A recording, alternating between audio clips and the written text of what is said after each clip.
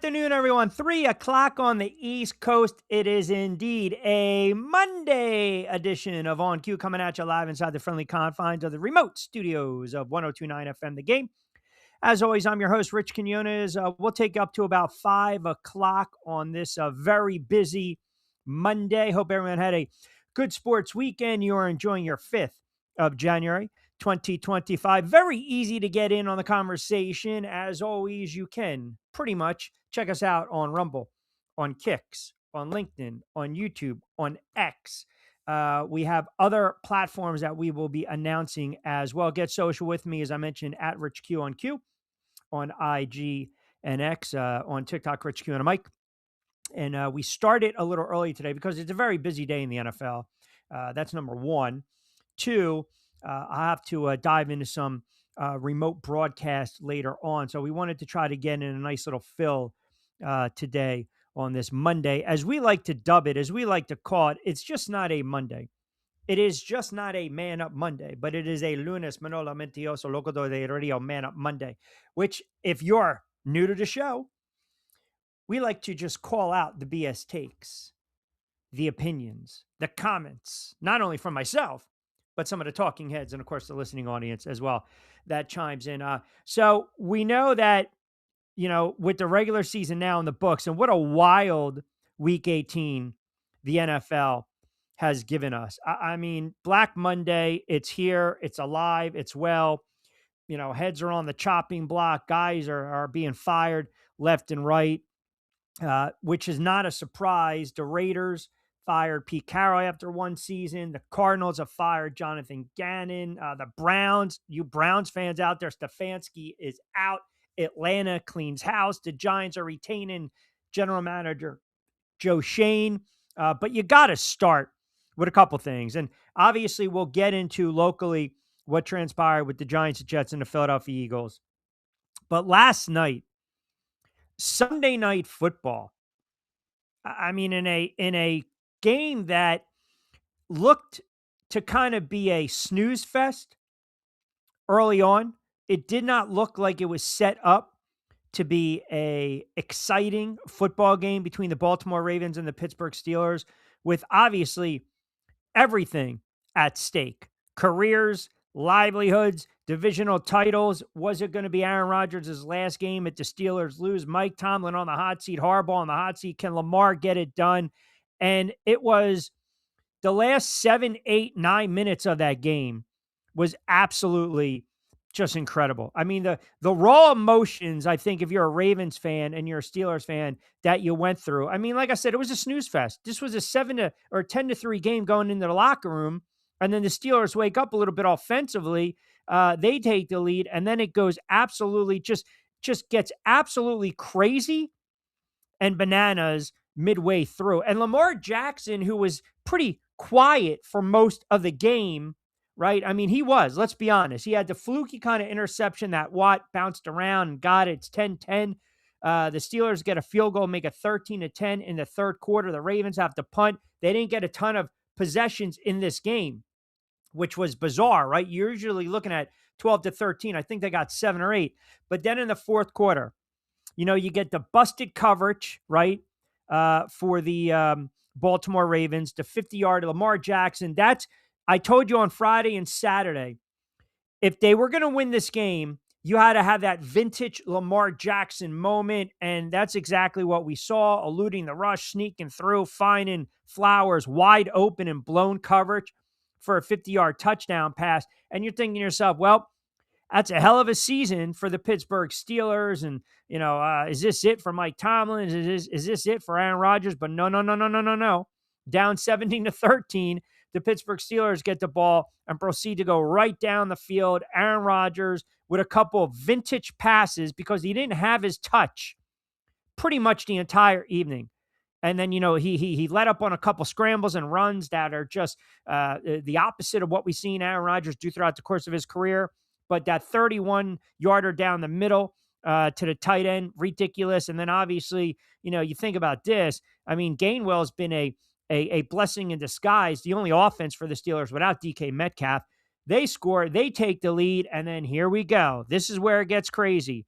The Baltimore Ravens come right back and again on the Flowers play. And by the way, the coverage, you saw that double move and the DB bit and slipped. And then Lamar Jackson's able to hit Flowers 64 yards. And you're like, all right, this game's over. Baltimore's winning the AFC North. Harbaugh's not going anywhere. Lamar Jackson's not going anywhere. Get out of here, Mike Tomlin. Get out of here, Aaron Rodgers. And then what do the Pittsburgh Steelers do? Horrible coverage, by the way, defensively late by the Baltimore Ravens. And again, Aaron Rodgers, 16-yard pass, right to Austin, 8-yard pass, right to the veteran Thielen, 15-yard dime, right to Gainwell, and then the 26-yard touchdown pass to Austin, which was a thing of beauty. I mean, it was, again, that vintage Rodgers. They take the lead now, but, this is where it gets really interesting. Boswell, who hasn't missed an extra point all season long for Pittsburgh, misses an extra point. 26-24.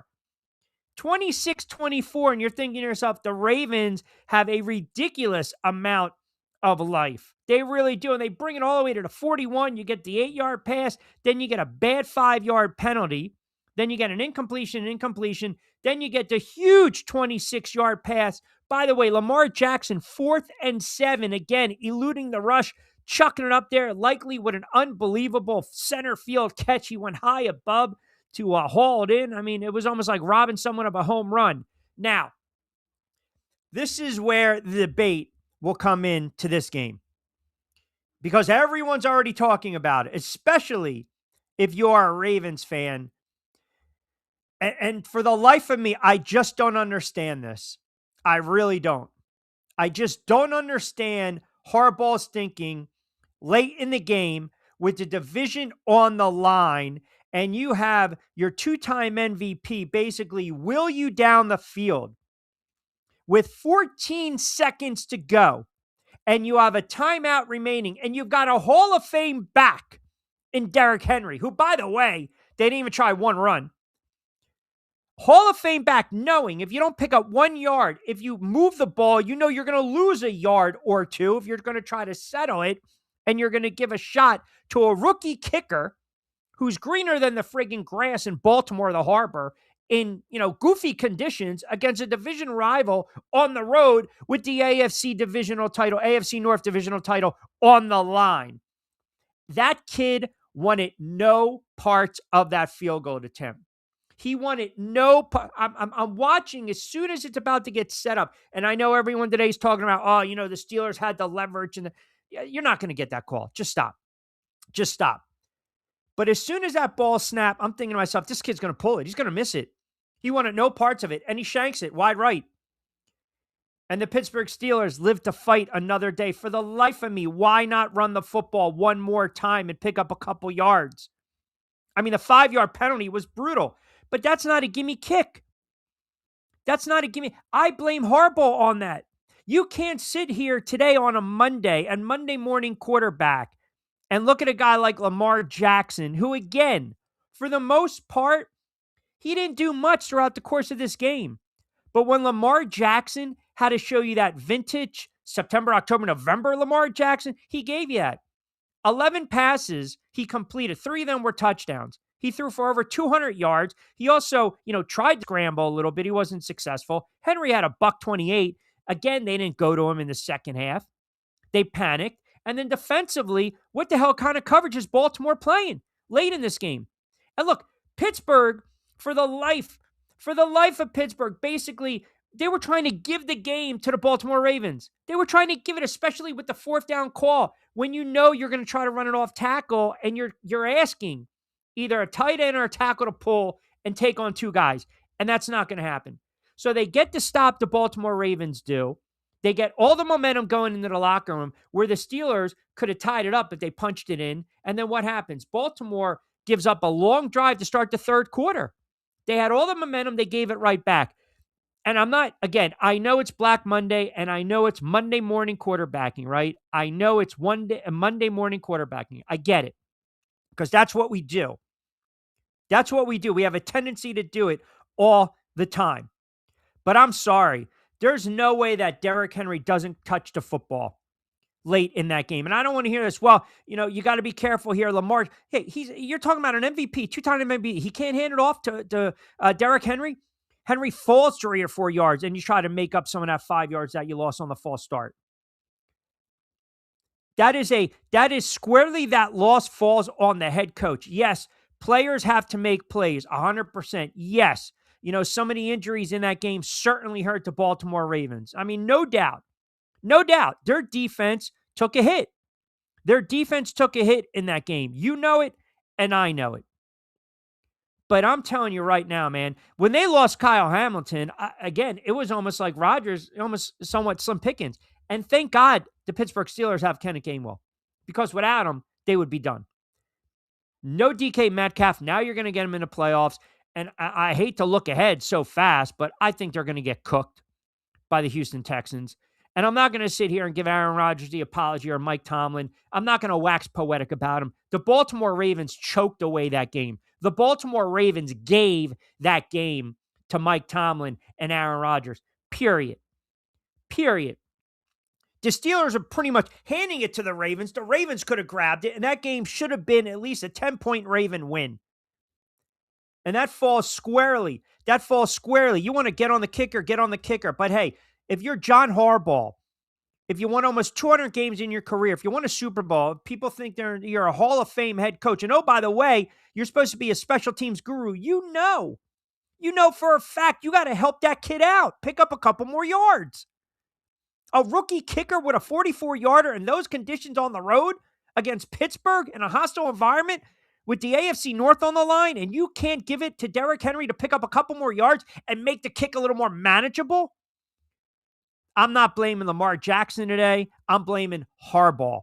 I am blaming Harbaugh. Period. That is a horrible, horrible loss by Harbaugh. And now the conversation starts to kind of sway into this with Black Monday and all these coaches that are on the chopping block. There are so many reports right now. Harbaugh's not going to talk about the future. What are they going to do with Lamar? Probably have to restructure his contract. I mean, the Ravens, you give them credit for digging themselves out of a hole. But now look at this AFC. Look at the AFC. No Lamar Jackson. No Patrick Mahomes. And no Joe Burrow. Like, knock, knock, Josh Allen. It's right there for you, man. It's right there for you. There could be no more excuses. What more do you want? What more do you want? I mean, come on. The door, it's open. Kick it open. Kick it all the way through. It's set up perfectly for Bills and Bills Mafia and Josh Allen. No Mahomes, no Burrow, no Jackson. You better get to the Super Bowl. You better get to the Super Bowl. Look, and you want to sit there and say it's a tough draw? You got Jacksonville. That looks like one of the hottest teams in the NFL. Okay, that's fine. Buffalo is a road favorite, mind you. So you got that going on in the AFC, which was just bananas last night. Tirico, great calls. I mean, he was just locked in, that broadcast. Utterly just locked in. It was a great broadcast by Mike Tirico. Unbelievable job.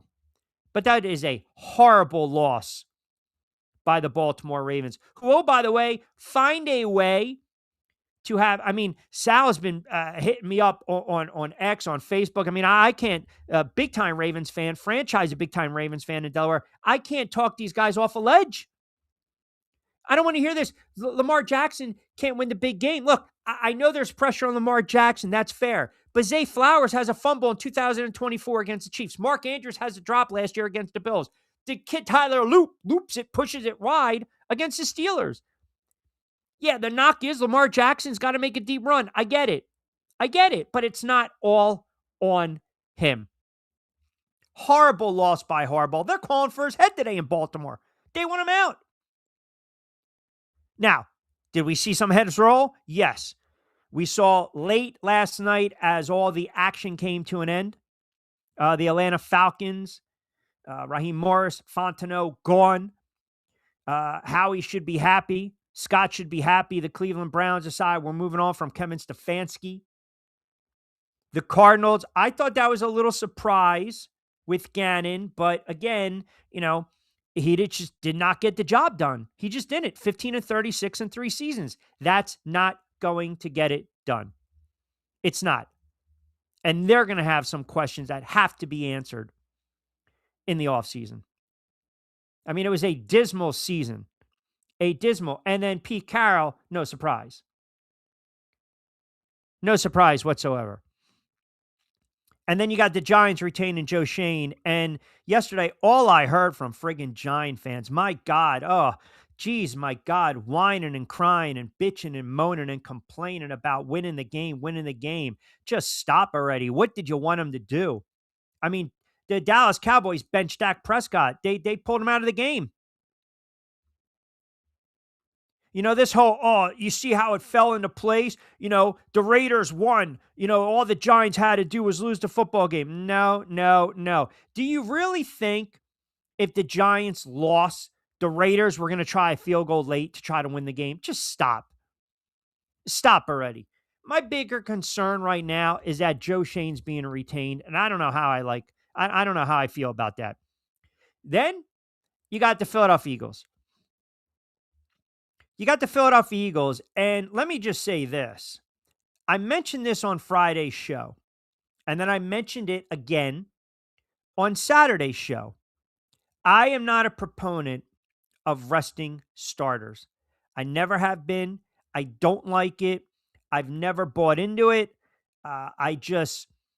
For the life of me, I am not a fan of resting starters. I think if you're a team that's been struggling on both sides of the ball and you're trying to get your identity late in the season, you're already in trouble.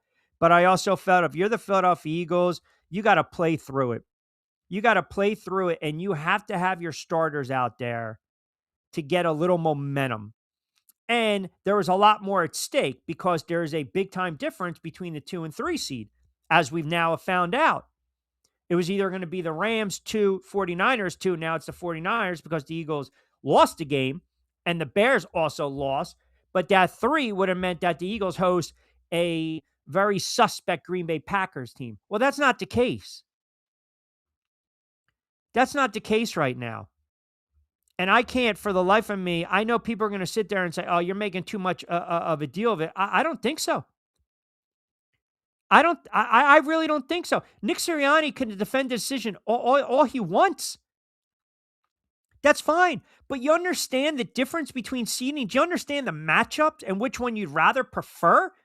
You want to deal with a 49er team that, oh, by the way, is starting to get healthy at the right time? It made no sense. You guys want to sit there and say, well, hey, Q, relax. You're a Sirianni hater. It has nothing to do with that, man. I'm being objective as possible. You want to sit there and say, it's a smart play. He's going to rest these guys and you get another week and they can heal this and that. Yeah, but what about the offense that has been so sporadic and inconsistent? And let's not even speak of these backups and their corners. I mean, that kid Ringo stinks. You let Josh Johnson, that hasn't won a football game in 20-something odd years, I think his only second career win ever, rushes for a touchdown for the first time in 8 years. You let a bad Washington team go into the Link and win a game they had no business winning when you knew what was at stake. When you knew exactly what was at stake. And by the way, I'm curious where the hell the Bunker Boys are today, too, because, that kid McKee, he didn't look very good. Now, I don't want to hear, he's playing with backups. No. Are you guys clamoring for him to start against Green Bay? So the Commanders go in Philly and they win at 24-17 with so much on the line. So much on the line for the Philadelphia Eagles. And I'm telling you right now, that's going to be a hell of a game against San Francisco.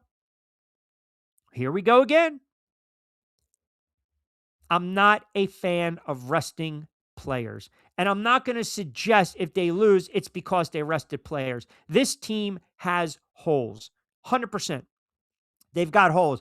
I just don't believe that even the game plan offensively was horrible. Even with backups. I mean, come on. It just did not make sense. That scares me. If I'm an Eagles fan, I'm worried about this because he's got no, rhyme, rhythm, No feel for the game. You got Tank Bigsby averaging 4.7 yards a carry. How many touches did Bigsby get in the fourth quarter? How many? How many? I don't think he got an entire touch in the fourth quarter. He was averaging like 4.7 yards per rush. He had 75 yards on 16 carries. I mean, come on. It's not rocket science. Why are we overthinking? Why are we overanalyzing? I guess that's the NFL. I mean, if the starters are out there and you're calling these same plays, if you're Kevin Patullo, you're going to get the same friggin' result. I don't care what the players want. I see Tom chime in on X. I don't care what the players wanted. I don't care if they wanted rest and relaxation. You do that in the friggin' offseason. That's a much easier draw against Green Bay than it is against the San Francisco 49ers. You want as many home playoff games as possible. And as a 2 seed, you win that wild card, you host a divisional round. And then who knows if someone gets bounced in a divisional round and you potentially could host the NFC Championship, which, oh, by the way, the road through the NFC goes through Seattle and my Sam Darnold because they absolutely just stymied the 49ers the other night. Seattle right now, they are the most complete team in the NFL. And they've had been for a while. Saturday, you had the Bucs beating the Panthers, and I mentioned Seattle beating the 49ers. Really slowed and shut down that offense. 3 points. I mean, that's absolutely crazy. That 49ers came in just blazing, and Seattle shut them down completely. But the Bucs beat the Panthers in an ugly game. So this is where the NFL is just an absolutely beauty of a sport, right? It's all about now we need help on a Sunday. So the Bucs needed the Falcons to lose to the Saints. And if the Falcons beat the Saints, then Carolina gets in and Carolina wins the NFC South. So, of course, what happens yesterday? Back and forth game. Here we go. Atlanta wins at 19-17, and the Bucs are on the outside looking in. The Panthers, my Panthers, who I predicted in August would make the playoffs, are in the playoffs. So it's there. We've got it. Denver, number 1 seed in the AFC, they get to bye. 4-5 will be the Steelers and the Texans. 3-6, unbelievable matchup. Jacksonville and the Bills. How about this? 2-7, Pats and the Chargers. That's the AFC side of the football. NFC side, the road through the playoffs goes through the 12th man and Seattle. 4-5, Panthers and Rams. Panthers beat the Rams. Eagles and the 49ers. I mean, they've got some history, do they not? And then the Bears and the Packers. And the Bears really, pardon me, the Bears yesterday, they had opportunities to win that game. They were trying to be the cardiac Bears again, but they still slid into 2 because of the Eagles' loss. They get a very banged up Packers team. A very banged up Packers team. And then, as I mentioned, locally, the Giants yesterday, they got the win against the Dallas Cowboys. And I'm so friggin' I've been going back and forth with people. Look, you got the number 5 overall pick, your top 5. And I know, I get it. You want it too, because then you can turn around, trade back, and get some assets. It does not matter at this point. It doesn't matter. Matty chimes in Q. Good call on your guy, Sling and Sarmy. Without a doubt, top 10 quarterback. Yeah, right now, yes. Yeah, and you can debate me. I'm not even, you're wrong. Darnold right now is top 10 quarterback. Look what happened in Minnesota. Look what's going on with Seattle. He banked on himself, and here we go. And he got the win when everyone was looking at him, and they thought he was going to spit the bit and choke it up. He didn't need to go out and go crazy the other night, Sam Darnold. He didn't. He didn't have to go out and go crazy and put up 335 yards. He just had to play within himself. That's all he had to do. Why? Because they were able to run the football. 49ers had no answer the other night. They got punched in the mouth. They were held to 3 friggin' points. You didn't need Darnold to go nuts. He threw for just under 200, but he was 20 of 26, didn't turn the ball over, and they ran for $180. They averaged 4.4 against the 49ers. And their run defense, if you're a 49ers fan, that's got to be scaring the bejeebuses out of you. But to my point before with the Giants and getting that 5, it's not the end of the world. It's not the end of the world. Worse things can happen. It's not the end of the world. I get it. You don't like the way it lays out, but I just keep having the same argument with these goofball Giant fans. What did you want them to do? What if Jameis Winston started yesterday? Remember, they pulled Prescott. So what if Winston's playing? You sit Dark down. What kind of message does that send? And I'll say this too, to the Giant fan base that is just so narrow-minded in their thinking. It's late December, early January. Okay?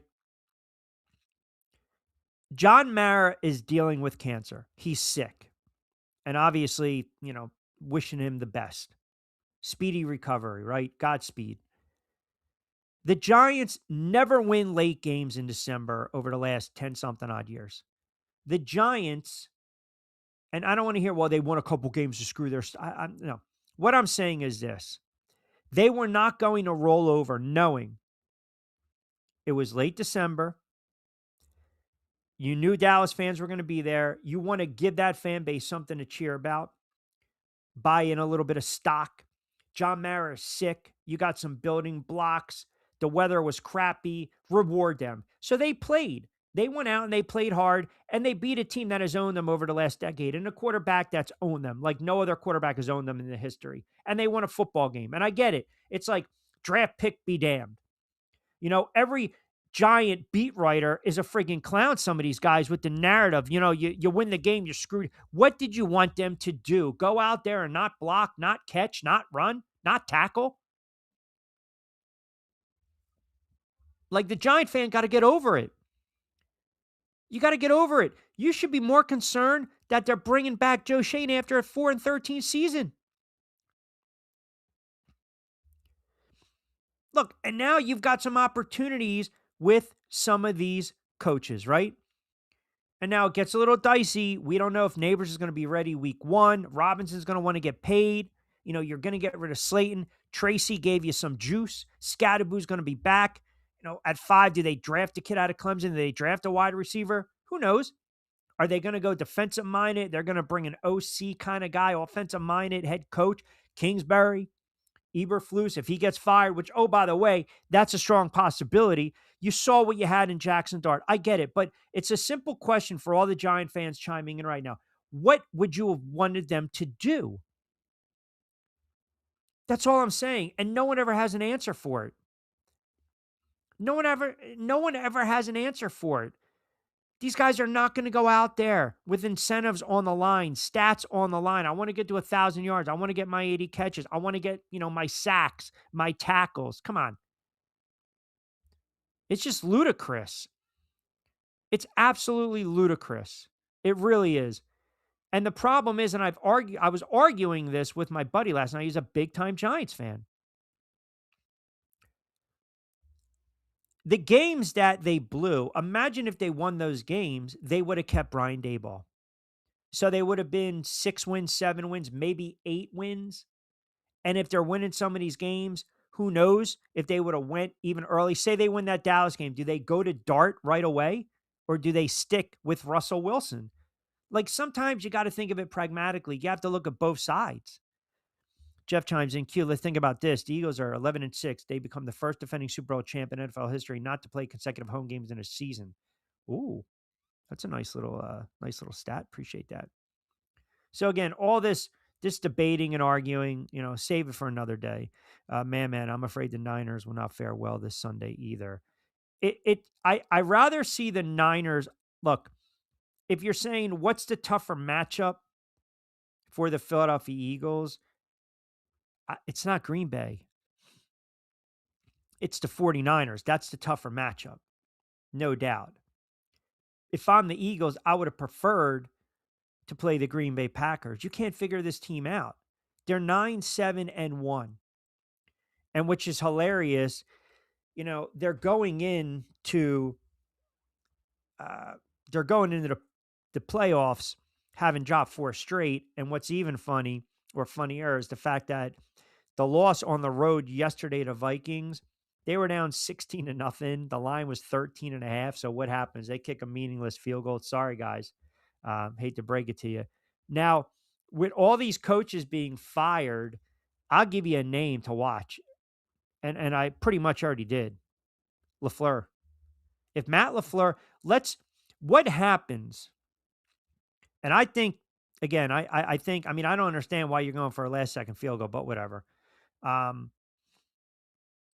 You lose 4 straight, you're limping into the playoffs. What if they get waxed by the Chicago Bears? Like, I believe right now, Matt LaFleur's job status with the Packers is totally in question as they enter the playoffs. I really do.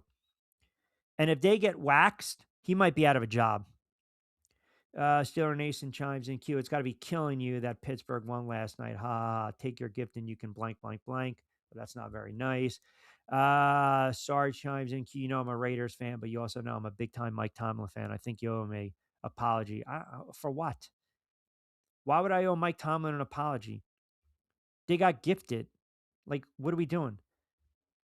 They got absolutely gifted. You're going to sit there and we're going to wax poetic about Mike Tomlin? You want to talk about some of the play calling in that game? You want to talk about trying to pitch it off tackle? Come on. That was a horrible play call. You know, Rodgers looks old. And Rodgers gave you 2 or 3 very vintage throws, but they're far and few. TV1 chimes in. Q, how about the Bucks going from 6-2 to missing the playoffs? Is that as bad as the Colts? I mean, listen, I just did not like Tampa Bay's makeup over the last month of the season. And the Colts lost Daniel Jones. Now, I don't know if they believe this kid can play, this quarterback that they threw in there. I don't know. But that's a conversation for another day, right? Nikki chimes in. Q, I can't believe some of these talking heads are still ghosting and greasing up Stefanski. He had to go. Listen, if I'm the Giants, I would consider Stefanski as offensive coordinator. I would bring him in, have the interview, offensive coordinator. You know, they're going to have to interview guys like Kingsbury, Stefanski, Minter, the DC, or the coordinator, I should say, with Green Bay. Will they interview McCarthy? Probably. I mean, it's just they're going to do their due diligence. What did Mara say? What they say? They're going to cast a wide net. So they're going to have to do their due diligence. I would not hire Stefanski as head coach, especially, I mean, look, the guy, I understand, you know, coach of the year multiple times. I watched a lot of that game yesterday. And let's, you know, for those that are always joking with me, that Strahan basically just rolled into Brett Favre. I mean, come on, Garrett. First of all, you broke the record in 17 games. Joe Burrow basically just Olayed for you. You stop in the game and all this nonsense, number one. And Sanders did not play particularly well. I think Shador Sanders has the lowest QBR of any Browns quarterback in history with a minimum of, I think, 5 or 6 games played, started. I don't know if this kid's going to be the answer, and I don't want to keep flip-flopping on Shador Sanders. But I know it's Black Monday. I know coaches are out of a job. I know their livelihood for the moment is disrupted, ultimately, right? But I think some of them are going to land on their feet. And I also believe that Tomlin, Harbaugh, that's up for debate. It's totally up for debate because you have no idea what direction Baltimore is leaning. We don't know. We don't. And they're probably going to restructure Lamar Jackson's contract. They're going to have that conversation, but you can't put it on Lamar. That was a failure from Harbaugh last night, period. It was a bad, bad loss. All right, week 18 in the books. We welcome in on a Man Up Monday our good friend Lloyd Vance, host of Lloyd Vance's Insider Football, 102.9 FM The Game, Coastal Sports Digital Network, part of Odyssey. You'll catch him tonight at 8. Kind enough to jump on a little early as, like I said, we got to hit it earlier today with hoops later on. Appreciate a couple moments, pal. How are you? Oh, you know what, Lloyd? I think you might have to pop out, pop in. Let's try that for a second. I think with the audio, take your time, no worries. Pop you back in, pop you out, and then we'll punch you back up. I got my audio's good, but we'll see if we can bring Lloyd back up. We'll reset it. How about that? 3:36. I'll get to my reads. We'll get some of the comments. We'll get to Man Up Monday. Some of these comments. A lot of you guys are chiming in on that. So we'll get into a lot. Hashtag on cue. See some Browns fans calling in or texting in. Ravens fans texting in as well. Giants, Eagles fans pretty much pushing back at me with Sirianni resting players. I don't want to hear that nonsense. Quick timeout. Take you up to 5-ish on a Monday edition of On Cue.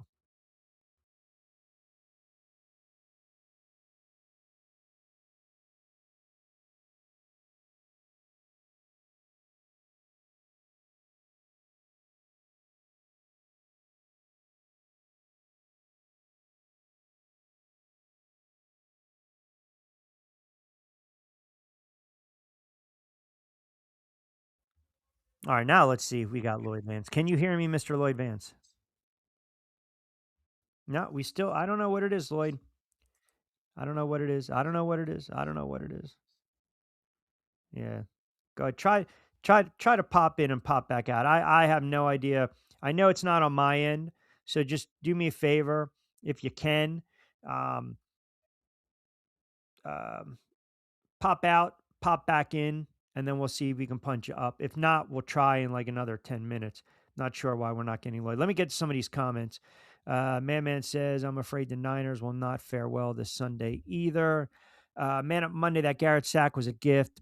I love Cleveland Browns player, holds the record, but it was very weak. Yeah, I mean, I've been having this argument with people already, right? I mean, it was weak. You know, you're stopping the game. You got Cincinnati with some momentum. By the way, he did it in 17 games. Garrett only cares about the sack record. He only cares about the sack record. That's it. Now you got to be happy because Stefanski is gone, which is crazy when you think about a guy that won Coach of the Year twice. Stefanski was best coach we had since Marty Ball. That's facts, but we need to start fresh, and that goes for the GM too. Could the Eagles have scoreboard watched and kept the starters suited up? I think they already made the decision that they weren't going to play these guys regardless. And I also thought they felt with their backups, you can't lose to Josh Johnson. You just can't. Like, that's on the head coach. You know what's at stake. You know exactly what's at stake. You win that game, you're hosting a divisional round at home. And Lincoln Financial failed in January is a tough place to play in. It's a really tough place. Uh, Let me see if we got Lloyd. It's probably the headset. That's why. No, see, now I hear him. That's that's exactly what it was. I'm telling you right now. Let me punch you up in a second. I think that's exactly what it was. Sometimes, you pop that headset in, and now let's see, we got him. Go ahead. You there? I can hear you, and hopefully you can hear me, my I can man. hear you, my friend. I Happy appreciate New Year. Happy New Year to you, brother. All right. Yeah, right. Exactly. All right. So let's begin with the wildness that was last night.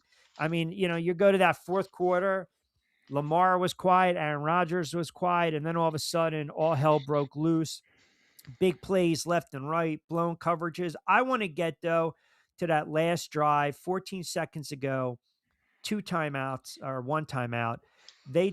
Baltimore elects to not even run the football. I know they wanted to place the ball for the kicker. I get it, but you also lost 5 prior to that on illegal motion, or I think it was a false start. You want to try to get back at least 2 or 3 of those yards, make it a little more manageable for the kicker, rookie kicker on the road, tough spot, bad environment, 44-yarder, a lot on the line, AFC North. I knew the kid didn't want any parts of that kick, but why not at least try to run the football one more time with Derrick Henry? You got a future Hall of Fame running back there. Yeah, they did have the timeouts, and he could have played it that way, but you got to make that kick, man. But 44 yards. I I know don't it. look, man. Yeah, He's a I got you. professional kicker. I got you. You know what I mean? They were counting on him, and But the thing is, that kid also kicked it out of bounds on the kickoff. So he I don't know did. if his confidence was a little shaky. And that's it. By the way, they get the gift too because Boswell misses the extra point. Yeah, yeah. I hear you. It was all set up for them. And Lamar made that huge throw to Likely, and had that thing all set up, and Unfortunately for them, though, it was the Steelers' day. I thought the Steelers win the game, and they found a way to do it. But I don't think you blame Lamar Jackson. I'm hearing a lot No, of people say he can't get it no. done, etc. He played his guts out, as you said. Kind of slow start for both quarterbacks, but in the fourth quarter, he really picked it up. It was a great watch. I mean, it was high drama, and it's just unfortunate for Loop. He misses the kick. Yeah, I mean, I guess we'll agree to disagree. I think it falls squarely on Harbaugh. And by the way, Tomlin was giving that game away with some of the play calling, especially the goal line series going in the locker room. You're trying to run it off tackle, pitch it off tackle on 4th and 1. You're asking someone to shed two. I mean, it's just the play calling and Aaron Rodgers. He had a couple big throws, far and few. I mean, look, I'm not trying to hate, man, but I don't want to sit there and say that's a hell of a win by Rodgers and Tomlin. Man, the Ravens gifted that game. They friggin' choked it away. They didn't run Henry a lot in the second half, and they had so many opportunities to pull away. I have a feeling that that Texans Steelers game is going to be like what we saw last night. Little low scoring, taking some shots, punches back and forth, heavyweight affair. But it's a bad loss for the Baltimore Ravens. And I'm glad you brought up Lamar Jackson, right? Because if you really think about it, if you go back, you had the Flowers fumble against Kansas City in 2024. You had Andrews drop 2025. Now, I know Lamar struggled against the Bills a couple years ago, but then you had the kid missing a field goal last night. Harbaugh didn't want to discuss his future. Do you believe now with this loss, he is more on the hot seat? I mean, if the Ravens take a step back and say, we've gone as far as we can go with this quarterback and this head coach. Well, it's going to be tough because he's been there so long and he's tenured and he won that Super Bowl and he's had that great relationship with DaCosta, the general manager, and Cass was there as a president. And Bisciotti, the owner. I just think that in the end, it's going to be up to Harbaugh whether he wants to come back or not. I have the feeling, and the people I've talked to said he's going to have that opportunity. He may need to make some changes on his staff, Q, particularly Zach Orr, the defensive coordinator. He struggled greatly in this game. And let's face it, once they lost Hamilton, uh, you figured that the Ravens weren't going to get this thing done. But they kept fighting. With the Steelers, I'm a lot of people are saying Tomlin may take some time off, Q. You know what I mean? He I may said be it the the one other day. stepping away. Listen, I said it the other day. I think maybe he turns around, especially if they get blown up in this playoff game, right? He might maybe go to the booth. I don't know. So let's go through Black Monday. Atlanta making some changes. We kind of talked at length about some of these teams. Atlanta with Fontenot and then Morris. I think Morris is a good defensive coordinator. Gannon's out. Stefanski's out. Pete Carroll don't really need to spend time, a lot of time on that. We knew he was going to be one and done. But the Stefanski one, the Gannon one. Um, Stefanski, do you think it was more of the brass basically looking down and saying, this is just too dysfunctional? And if someone's got to go, it's got to be the head coach, who, oh, by the way, won the coach of the year award twice with Cleveland. Well, it's a situation where you always have to look at alignments, Q.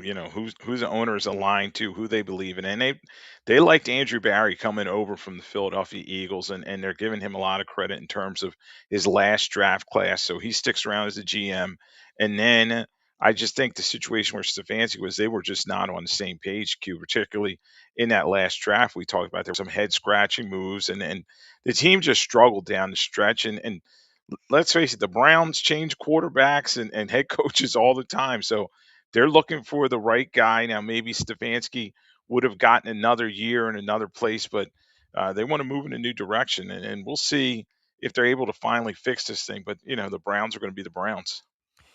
Yeah, I mean, listen, I just think it's because of the whole Sanders, having so many quarterbacks on the roster, maybe going to the kid too late, being adamant with Gabriel, Flacco starting a handful of games, the Watson deal, which is an ownership deal, by the way. But you're talking about a guy that's 42, 43 years of age.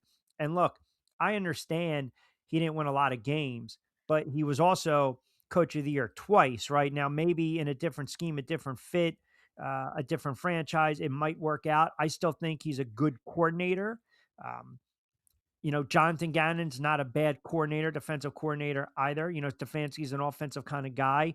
Do you think a guy like Stefanski? I'm sure the Giants are going to interview him, but when you have a year like that and you're fired as a head coach, it's kind of rare that you're going to get picked up right away. I mean, even Rabel in New England, they went to Mayo because they couldn't get him, right? And then obviously when they fired Mayo, they were able to sign Mike Rabel. But when you look at Stefanski, is that a hot name right now?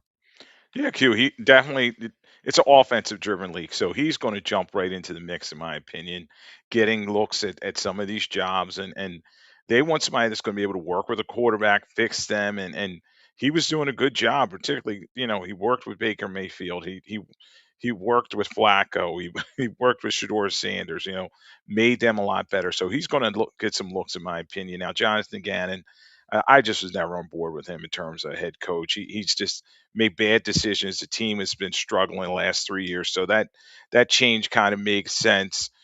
Pete Carroll, he came in there to clean things up, and at his advanced age, it just didn't work. And the Giants are going to be interesting. The two remaining, though, the Giants and the Tennessee Titans, those are in-season moves. So in terms of the pecking order, you think maybe the Giants is higher, panache than some of these other jobs, and Tennessee, they're probably just going to try to grab who they can in Arizona as well, maybe some up and comer. Yeah, a lot of Giant fans been hitting me up again because they won the football game. Listen, Dak was pulled. Um, you got the number 5. You got a top 5 draft pick, right? And this argument. Well, now that the Raiders won, it doesn't matter.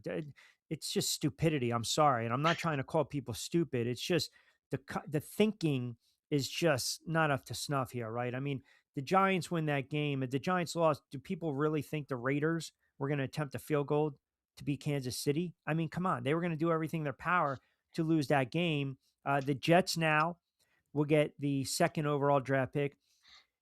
How the hell in the world Aaron Glenn still has a job is beyond me. But to what you said, and a lot of the listeners and commenters have said, the last thing you want is to keep recycling. That's why I think the Giants will bring in a guy that's already had head coaching experience to just kind of calm and steady the waters. Now, Atlanta, that's a cluster. And part of me actually think Kirk Cousins is going to be the starter next season. So I'm sure they're going to bring in Matt Ryan. They'll offer him a front office spot. But how about Atlanta? Morris, he's a good defensive minded guy. He might land on his feet. Yeah, that's gonna be an interesting one because Arthur Blank, runs the show there, and you got to bring somebody in there that he's comfortable with. They did elevate a guy from the front office to the president position, and he's been tasked with kind of finding this new figurehead and as well as the head coach. So uh, good market. It's not a great one. The division is very winnable too, so that could be maybe the selling point there. The quarterback position, you got to see what happens with Penix. He did have that injury, and he has the injury history. Is he even really the guy? They do have Bijan Robinson, the running back position, to build around. Cousins, they're not going to be able to get out of that contract. They're going to have to pay him that money. He'll probably be the highest paid backup again. But yeah, it's interesting to see what they're going to do. I tend to think, you know, maybe a Cliff Kingsbury type. You know what I mean? A guy who he's a young coach. He's offensive minded. Maybe they give him his opportunity. Also, Matt Nagy. He's jumping back in his scene, Q, in terms of he's been with Andy Reid. Everybody's kind of forgotten that he was Chicago head coach that failed. So these are the types of names I'd look to see in these situations. Yeah. And don't forget, too, Kubiak.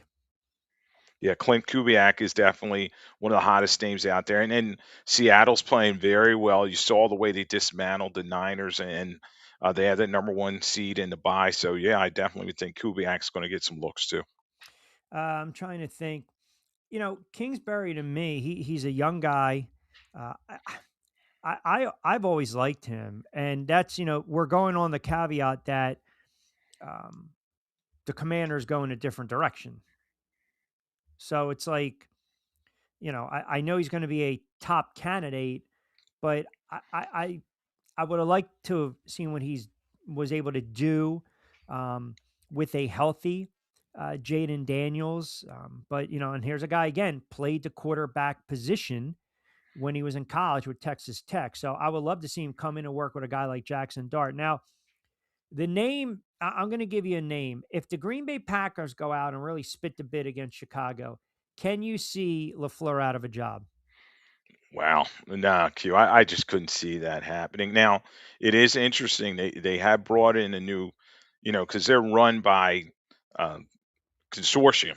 So Correct. they're They brought in new yeah, yeah. yeah, So yeah, what is it? yeah, Carmen yeah, Policy's son. yeah, like, Uh, yeah, yes, y- yes, in the yeah. community. So Yep, yep, policies yep, come over, yep, and he's the new guy in charge. Murphy's retired, and yep. and yeah, that would be interesting because LaFleur has won a ton of games in National Football League, but the team has kind of limped home the last couple of years in the playoffs, and they gave Jordan Love all that money, and is this coach the right fit with him? Because he couldn't get along with Rodgers at the end, and him and Love had a lot of time together.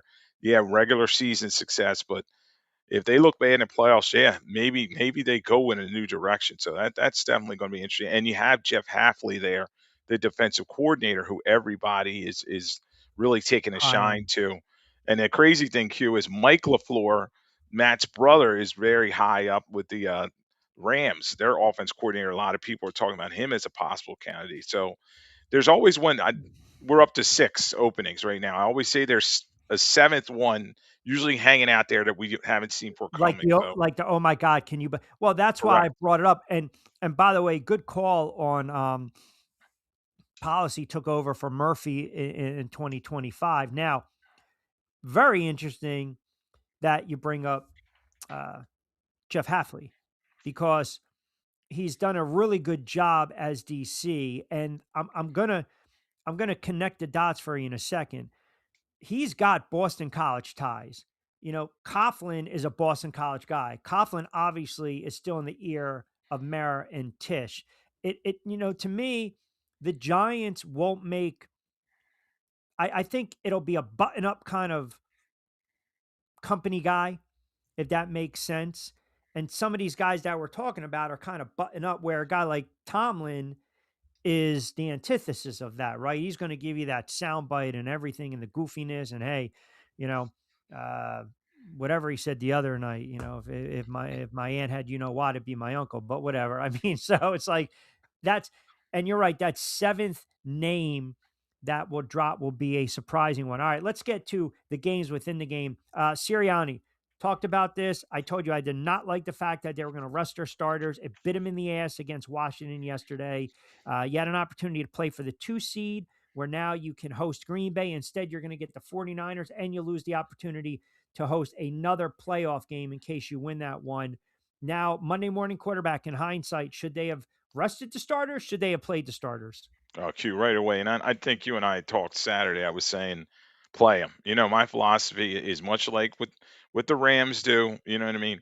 Go out there, put forth your best effort, try to move up the seedings if you possibly can. But you want to go into the playoffs hot, and unless a guy is extremely injured, you know what I mean? Okay, like think Devontae Adams coming back for the Rams.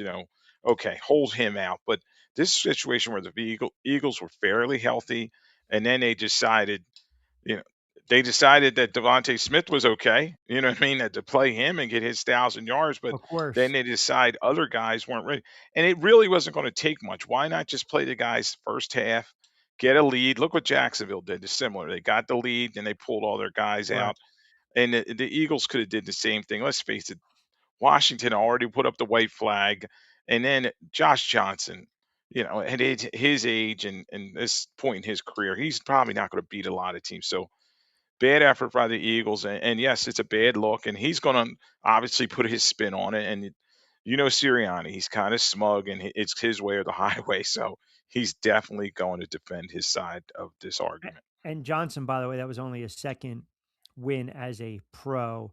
I thought it was funny too, like Ben Johnson took kind of a subtle shot about some teams, they rest their starters. We play football. Well, yeah, you still lost the game.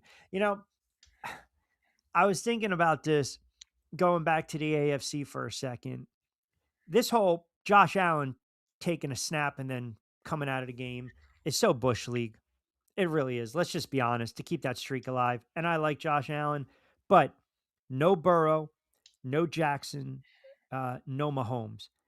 If you are Bills Mafia, if you're the Bills, it has the seas have parted like Moses right now. I mean, it's the AFC, it's right there for you. And it's like, I just feel the old adage, if not now, when? Like, if they can't get out of the AFC, but that seventh coach might be McDermott It could. It could, and a situation where the Pagulas that own that team, the Bloom's off the rose queue. And, McDermott's been there a long time. He has had a modicum of success with all those division titles. I think it's five straight, but they didn't win the division this year. Looking up the New England Patriots, and it's a situation where the Patriots are a younger, fresher team, and the Bills are going to have to get healthy. They're going to have to come and play, and Jacksonville's a tough assignment. playing very good It's right now. it's going to be very interesting, that playoff game. So, yeah, this is a big game coming up for Sean McDermott and the Bills in general. But you're correct that it has opened wide open in terms of this playoffs. I think you and I talked last week about the '08 playoffs. No Tom Brady, and then it just opened up. Next thing you got a matchup of the Cardinals against the Pittsburgh Steelers, Yeah, yeah, and it yeah. could be something similar this year. Teams that we never thought could be in the mix can, and keep an eye on Denver because they can. They have a pretty good running game. They have a very good defense. Seattle, good running game, good defense, and I think that's what it takes to win in the playoffs. Patriots blow out the Dolphins. Tua, I guess, wrapping everything up. Hey man, fresh. A fresh outlook, right? Not a fresh start, but well, actually, yeah, getting a fresh start would be dope. Okay, Tua, gotta, you know, I mean, are you basically saying fresh start playing somewhere else? Like it's pretty clear he's played his last snap for the Miami Dolphins, and the fact that McDaniel benches him for Ewers and not Zach Wilson is kind of comical. But you hear that comment, fresh start. Um, that to me tells me that hey, man, I'm looking somewhere else. Now the question is, 4 years, $220 million contract extension. That is a bitter pill to swallow right now. Yeah, I'm sure his agent's like, keep your mouth shut. Let me do the Exactly. talking. Now, you have Stephen Ross, the owner there. He's brought in Troy Aikman to kind of help him find Chris Greer's replacement at the general manager position. Now, we'll see who this is going to be. Already, I'm hearing it's going to be somebody with ties to Mike McDaniel. So McDaniel's pretty safe. He's going to bring in one of his buddies, probably former San Francisco 49ers crony. I'm hearing Gallen, who used the assistant general manager for the Niners, could be coming into Miami for an interview. So they're going to try to fix that front office position, and then they'll try to look at Tua's contract situation. But Q, I think you may see the highest buyout ever in NFL history in this situation. They're probably going to have to eat some of this cap and then go into the draft and try to clean things up from that way. So I was last night when I was prepping for the show, and then today. I'm glad you brought that up. I just want to get my notes. So this tells you that there's kind of hope out there, right? Go back to Denver. The Denver Broncos took on 85 million in dead money to cut Russell Wilson 2 years ago. So 2024 they were basically in cap hell, cap jail. 53 million, and in 2025 32 million. Now they made the playoffs for the first time in 9 years, and they're the AFC's number 1 seed, top seed. Miami, there's a path to get out of that money. It is tricky, no doubt, but if Denver was able to do it, Miami could be able to do it as well. And you mentioned this Buffalo's window, it's got to be now. New England's upstart. The Jets are going to have a substantial amount of draft picks, and they're going to obviously run it back with Aaron Glenn. They're going to draft a quarterback. Now, what's going to be fascinating is what if Mendoza decides he's going to go back to school and I can make more money with NIL? Yeah, yeah. I He'd have to get a good sweetheart deal from like an Yeah. SEC Yeah. school or something like that. But I think he's a prohibitive number one overall favorite right now, and I don't really think how he plays in the final four games, national championship's going to be that big of a deal. I think he's going to probably come to NFL, get his opportunities now. The landing spot, does he want to play for the Raiders? That's That may another thing. factor in there. So, Yeah. but yeah, it's going to be interesting to see how Miami redoes this situation.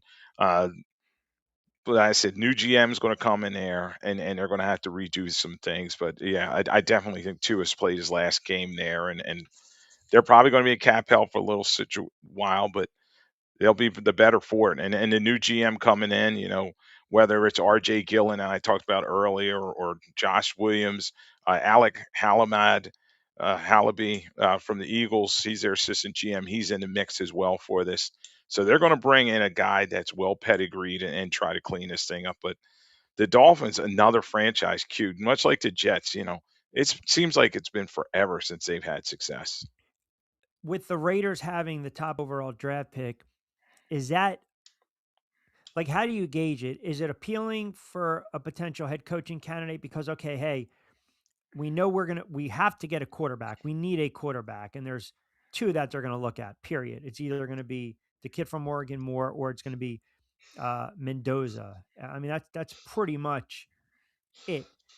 Is it, do you look at it and say, well, it's more appealing? And I also think too, um, the kid Trinidad Chambliss has agreed to a new deal, so he's going back to Ole Miss in 2026. Take him off the board. So, is it appealing? If I'm a potential head coaching candidate, do I look at the Raiders and say, "Well, we can really build this thing up," or am I looking at a team like the Titans who have a young quarterback? Am I looking at the Giants that also have a rookie quarterback that has shown he can be the franchise quarterback? Like, what's the most, with these job vacancies right now, the most appealing landing spots? Cleveland, the Raiders, the Giants, Tennessee, Atlanta, Arizona.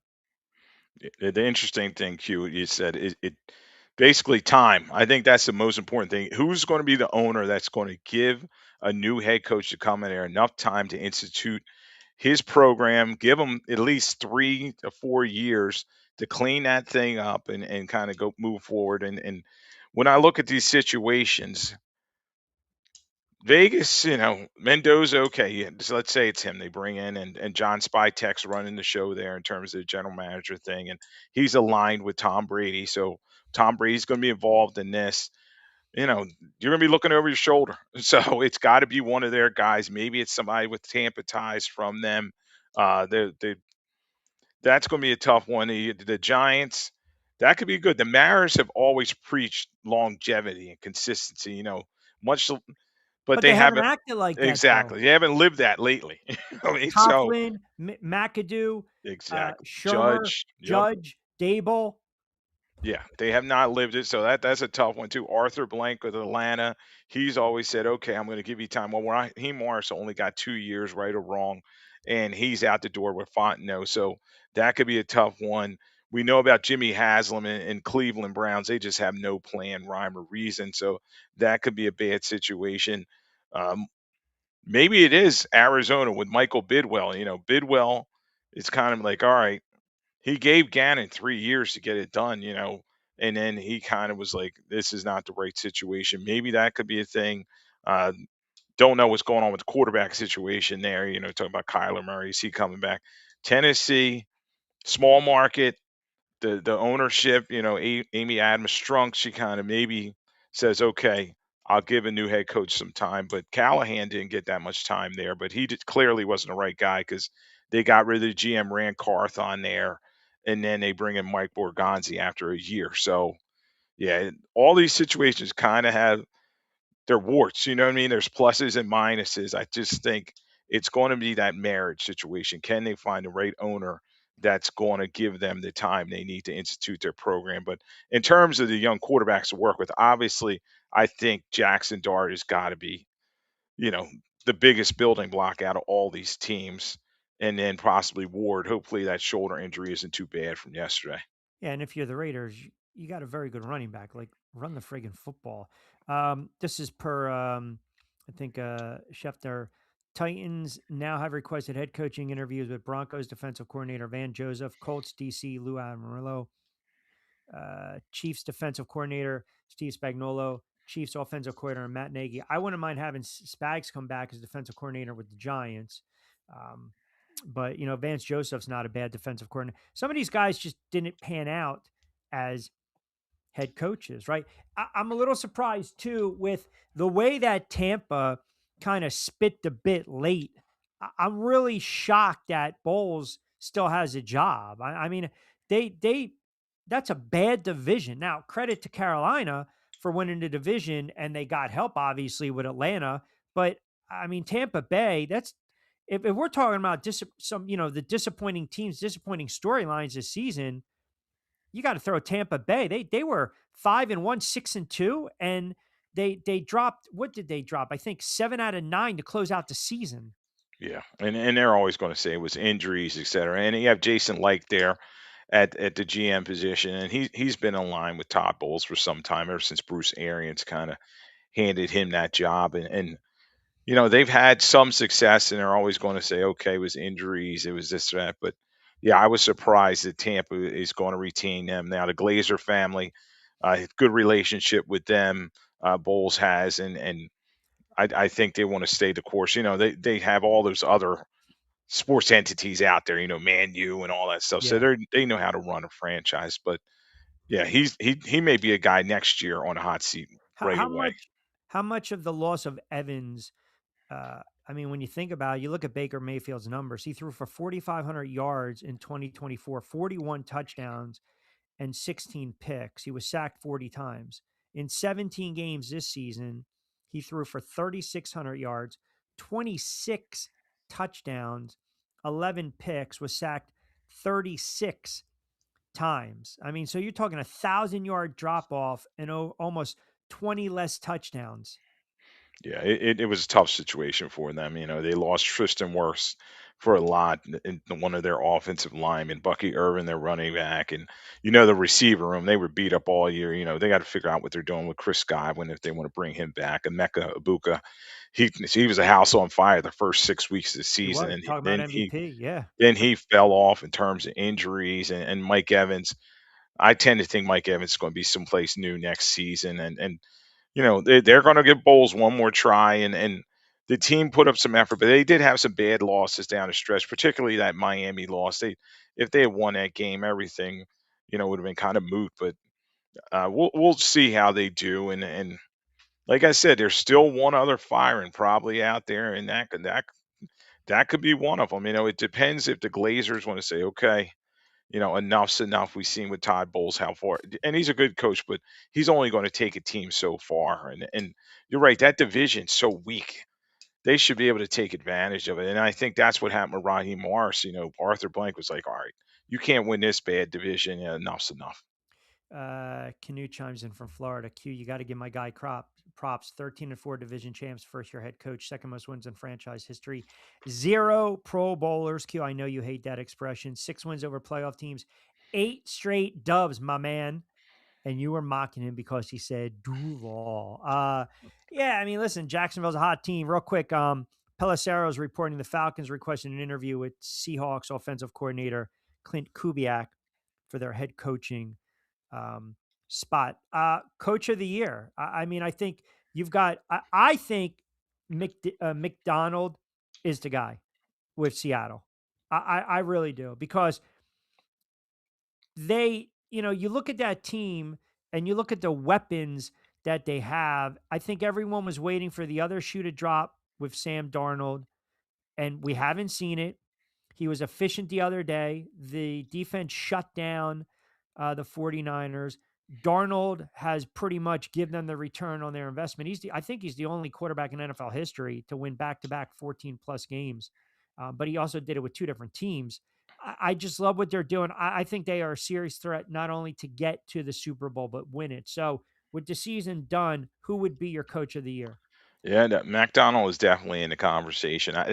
I tend to think Shanahan, what he did holding the San Francisco 49ers together after all those injuries, after they lose Bosa, after they lose Warner, and they were right in the mix. They lost Seattle in terms of the division and then at number 1 spot, but they're there, so he's got to have consideration.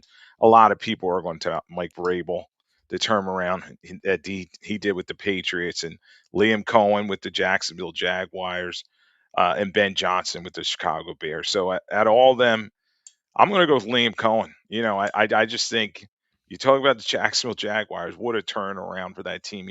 number 3 seed, 13-4. So many weapons there, and he seemed to crack the code finally with Trevor Lawrence. So I think did a great job. And you tend to see these guys that do that big turnaround, they get the award. So I'll go with Liam Cohen, but definitely Johnson's going to get some consideration for the Bears too. About 10 after 4 on the East Coast, Monday edition of On Cue, powered by our good friends over at Fresh Roasted Coffee. Rich Quinones here. Lloyd Vance, kind enough to join us. Don't forget, you can follow him on X at Lloyd Vance, host of Lloyd Vance's Insider Football, Sports Radio 1029 FM The Game, part of Coastal Sports Digital Network. If you got the AUDACY app, download it. Search for Coastal Sports Digital Network. If you don't have it, download it and search Coastal Sports Digital Network. We had to pop on a little earlier today. Got some broadcasting later on. I want to get back to the Eagles for a moment. And in a perfect world, are the Packers scarier or are the 49ers the tougher draw? Ooh, they seem to have Green Bay's number, so I think the Niners are going to be a little tougher draw, in terms of the situation. And then I think Purdy's playing pretty well, but I think both teams, the Eagles, they should be favored against and probably will be. So, yes, you'd like to see them fight for that number 2 seed and then play the Packers, who are kind of limping into the playoffs. Jordan Love's turning the football all over. They have a lot of injuries, and then the Niners are beat up defensively. But McCaffrey's dangerous, in terms of the Eagles. Are they going to be able to cover him? But they seem to have trouble stopping a run. Seattle ran that ball for Yeah. 180 plus yards, about 5 yards a carry against them. And if the Eagles are smart, we'll see. We'll see what Patullo and Sirianni do if they stick to the playbook and have Saquon and that offensive line that should be healthy now that they're all rested and run the ball down their throat. So, yeah, I think they should be all right in this first game in playoffs. I mean, in a game they had to have two. They gave Bigsby one carry. I don't even know if he got a carry in the fourth quarter. I don't know what he did in the second half, but he ran the ball well, was averaging 4.7 yards a carry. And then again, they stopped giving him the ball. Stefanski currently expected to speak with the Falcons, Giants, Titans about their head coaching vacancies. You know, when you have a season like Stefanski had with Cleveland and they stink up the joint, that is a blemish on your resume. And the reason I'm bringing up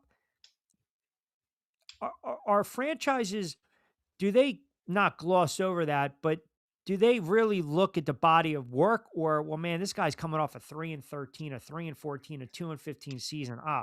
You know, let it marinate a little bit. Like let's get the stink, out of the house. Open up the windows, and maybe this is a guy down the road. But right now, no. Like, point is, when you look at Stefanski over the last several years with Cleveland and all this dysfunction, do you attribute that more to how the franchise was run? Is Stefanski culpable? And do you think that will hurt him in the interviewing process when teams are looking to fill their head coaching position? Yeah, Q. They're going to say Cleveland's Cleveland. And it's a mess. Jim Haslam has that franchise, and they're just kind of rudderless. And I think they look at Stefanski as a guy that's a great offensive mind, and he's been around the National Football League for a while. He has good ties. Philly guy. He went to the University of Pennsylvania, considered to be very smart.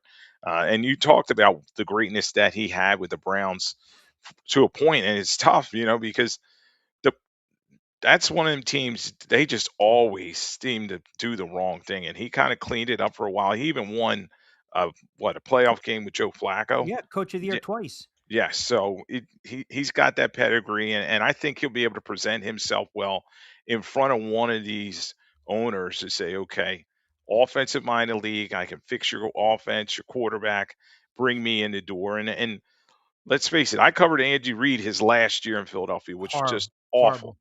But you knew if he got out there and had a change in environment, it could work in a right situation. And he goes to Kansas City. Obviously, we know how that turned out. So, a lot of teams are going to say, all right, didn't work there, but can work at another place. And that's the same thing we talk about, like with Matt Nagy getting a second look. Now people kind of forgot about that Chicago situation, how badly that ended. And a lot of these coaches, they like a retread that has already been a coach that's been in these situations, in terms of timeouts, in terms of challenges, all that stuff, building a roster. So yeah, I think he's definitely going to have a good chance of getting right back in the game if he wants it. Yeah, I remember the last game, Andy Reid. I mean, I covered that game. The Giants beat him 42-7. Eagles quit on him that day in New York. They quit on him. So here's your head coach openings: Giants, Titans, Falcons, Cardinals, Browns, Raiders. GM openings: Dolphins and the Falcons. Lloyd Vance kind enough to join me for a couple moments. Right now, we look at the NFC. Seattle, right? So the path to the Super Bowl in the NFC goes through Seattle. Are the Eagles? They're the defending Super Bowl champs. They rested their players.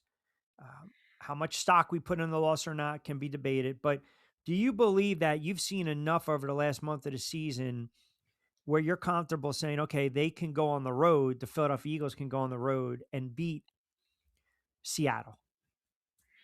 Yeah, Q. I think it's crazy because they had that bad 3 game stretch, and you're like, oh man, this season's going awry, and they kind of turned it around. I think the big game that kind of showed you they can go on the road and win ugly, like in playoff style, it was that Buffalo win.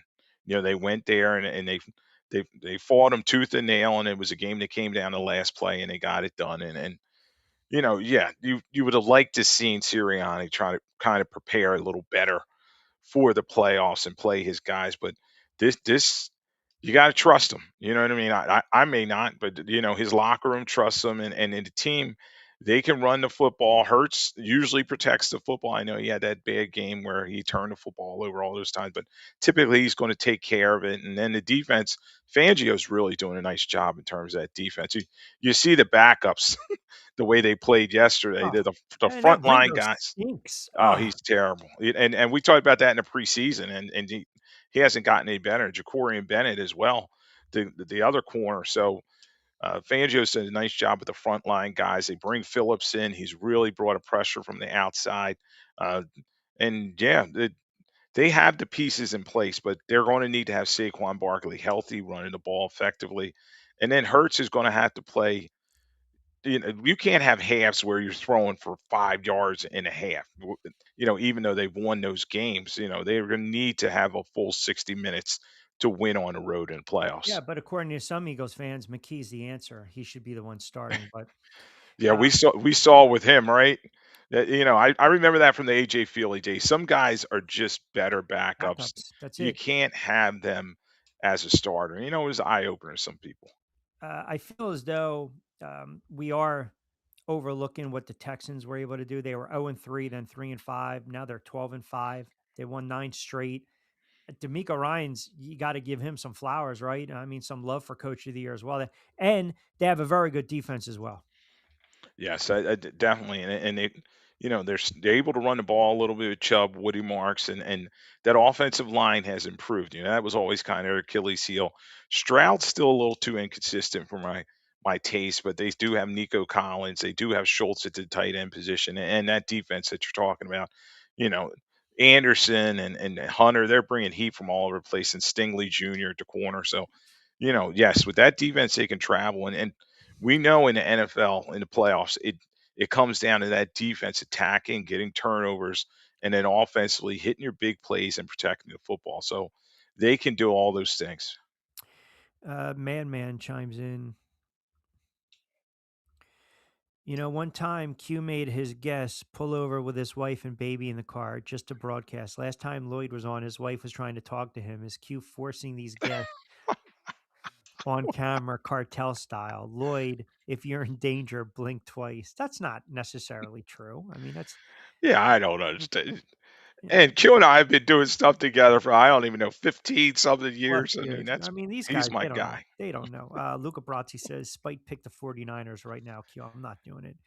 Eagles are the most talented team in the NFL, overcome the horrible coaching decisions. That actually is a smart comment. It's actually an accurate comment. Like, how in the world can they be this good? And he's a placeholder. He is like the diner menu. You just slip it under there so the coffee doesn't stain the countertop. That's really what he is. That's He's really he's just holding it together. Just let me stand out of the way. Let me pick up the spills. Yeah, it's crazy, Q, because you're always going to question Sirianni and his decisions, and then his smugness and his theatrics. It just rubs people the wrong way, and they're like, are they winning in spite of him? But the team believes in him. His guys believe in him. So that's where he's a motivator of the locker room. Yes, his in-game adjustments are not the best, and this whole thing with Batula, where he's being so stubborn and not taking play calling from him, that may come back to bite him because you talked about yesterday. There were key third down, fourth down, and short situations where they're throwing the football. When Bigsby, as you were saying, he was running the ball effectively, just win the game. So you wonder if this stuff's going to come back to bite him. But the roster is extremely talented, especially the front liners on the Philadelphia Eagles. All right. So your week 18, your game ball and your lackey. I don't think you would be harsh to give a lackey award to a rookie kicker. I almost did it, All right, but I'm I gonna. won't. I won't do it because you know Yeah, I mean, it's not come on. right. I know No, he's I a mean, that's rookie. something. Listen, that's a prick move. That's something I would do. You want to do that? So, um, did you give it to a quarterback?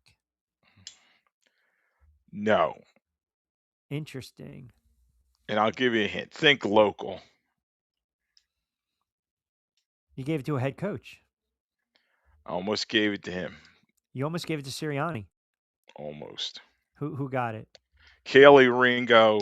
Ah, I mean, I'm going to hard. give it to Dude, him. how about the one play when he kind of turned his back? I'm like, what the hell are you Yes. doing? Yeah, I got so many emails and calls, texts from people like, Oh, "What he's is this guy horrible. doing?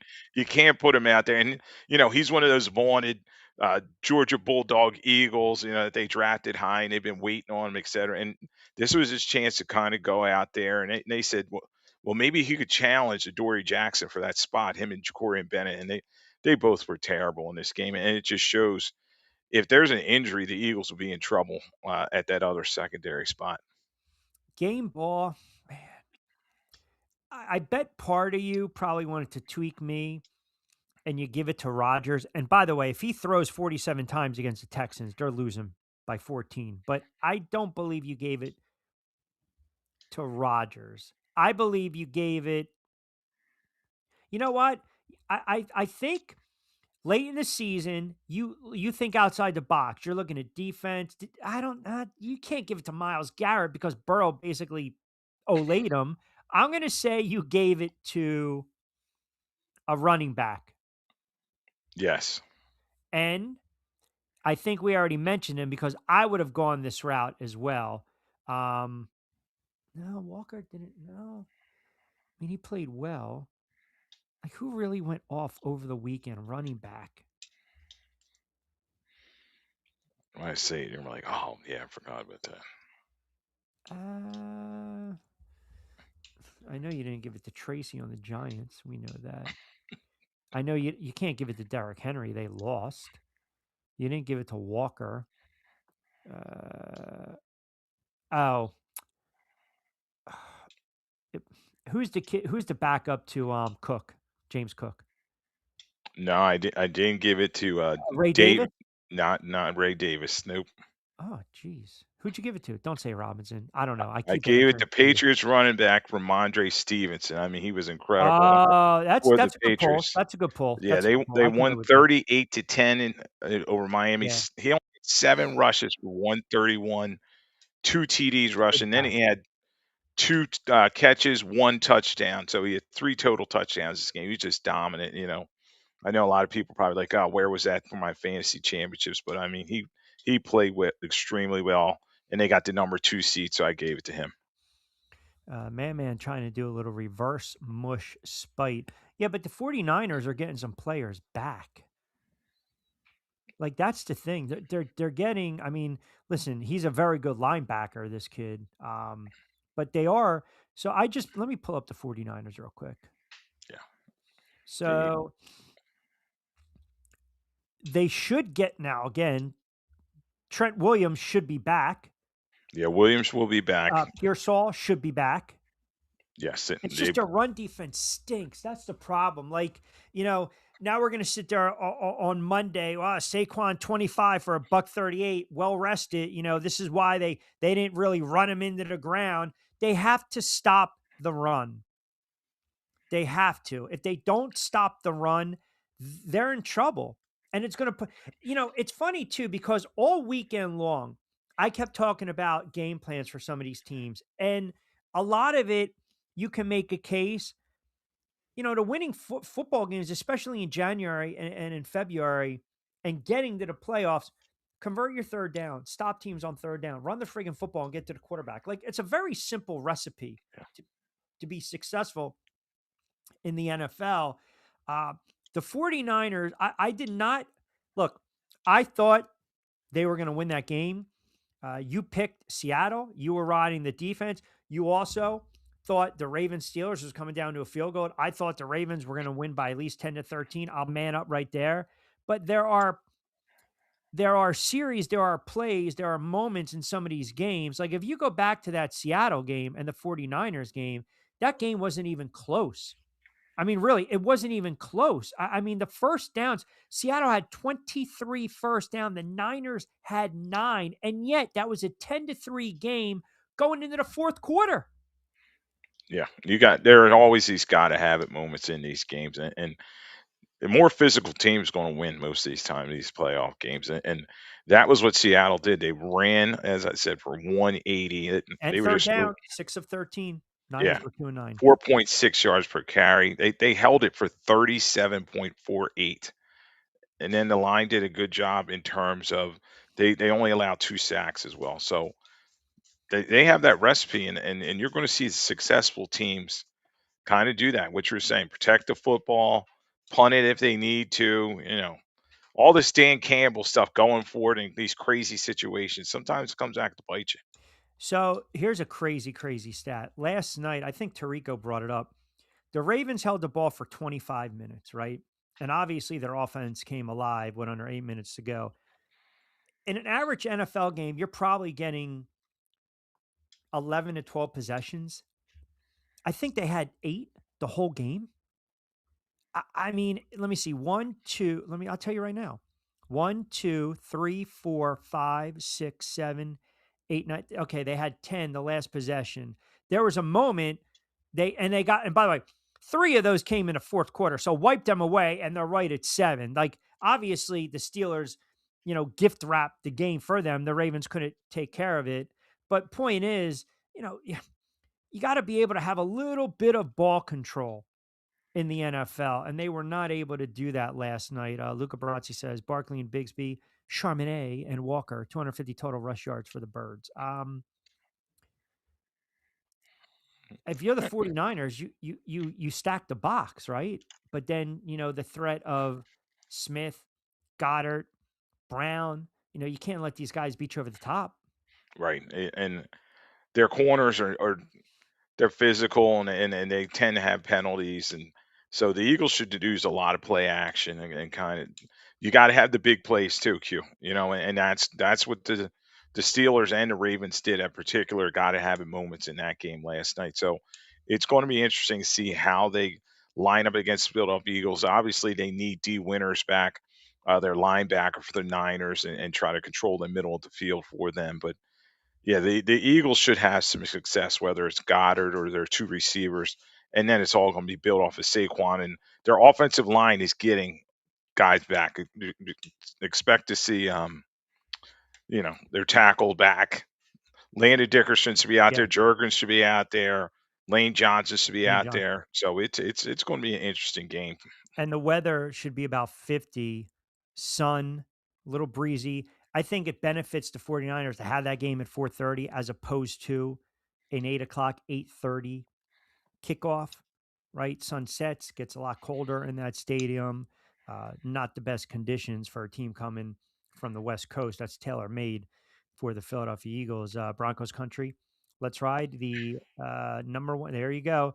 Number one seed in the AFC. Are you on the Bronco train, Lloyd? Good quality wins for them. They're still winning these close Oh, games though, yeah, Q. dude. I just wonder about, like, Is are it going to they bite him in the ass yeah, eventually? Is it yeah, going to catch up eventually, to him? and Yeah.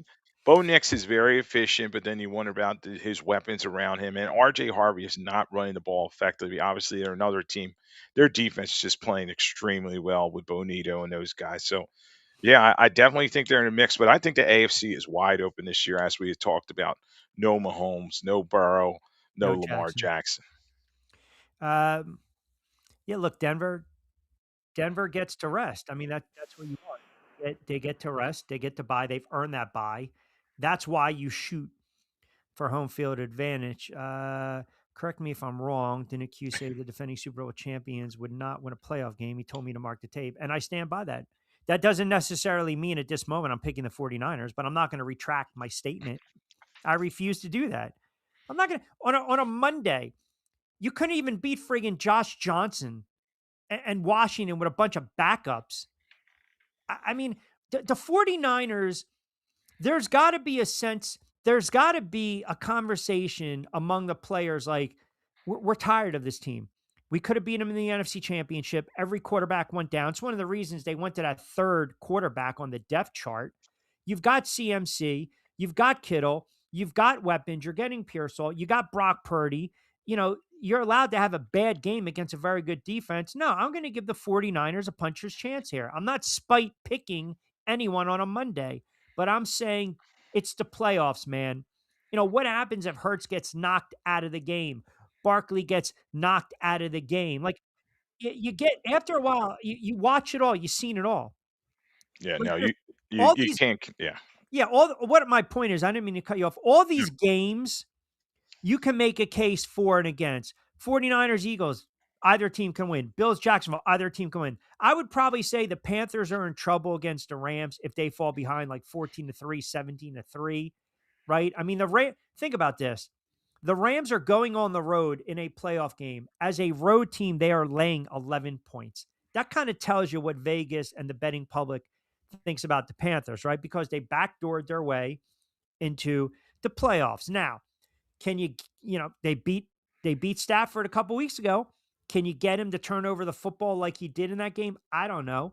A young quarterback at home down 70-3 and Bryce Young. That would be the one game where I'm like, all right, if I'm looking at these road teams, to me, I like the Rams in this one early. But then the Chargers can beat the Patriots and the Texans. I'm telling you right now, I'm loving the Texans in this spot at 3.5. I mean, I tried to catch it at 3. It's at 3.5. I love the Texans going on the road because I think defensively they will pose a bigger threat than Baltimore did. Explain to me the coverage Baltimore was playing, and they didn't even try.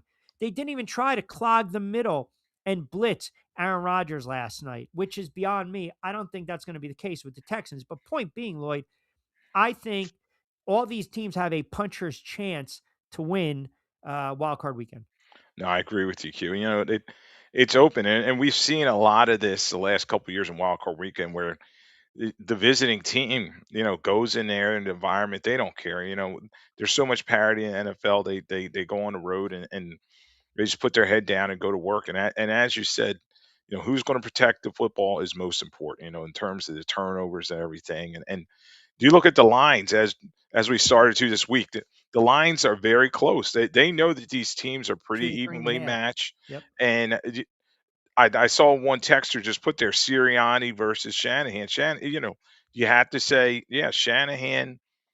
He's a great on terms of adjustments, and he's a great offensive mind. He's going to find the weakness with the Eagles' defense. So, yeah, I expect a close game. It may be George Kittle, and maybe the X factor, because the Eagles had some coverage problems over the middle, and Purdy loves to throw him the football, but they've got to get healthy in terms of Pearsall and Jennings, and they got to get playmakers other than CMC in this game. So, but I'm very interested in this matchup. What's the better matchup for Denver? Steelers. I would say the Steelers, right? The Texans. Ooh, that's a tough ask, man. They're playing really good football.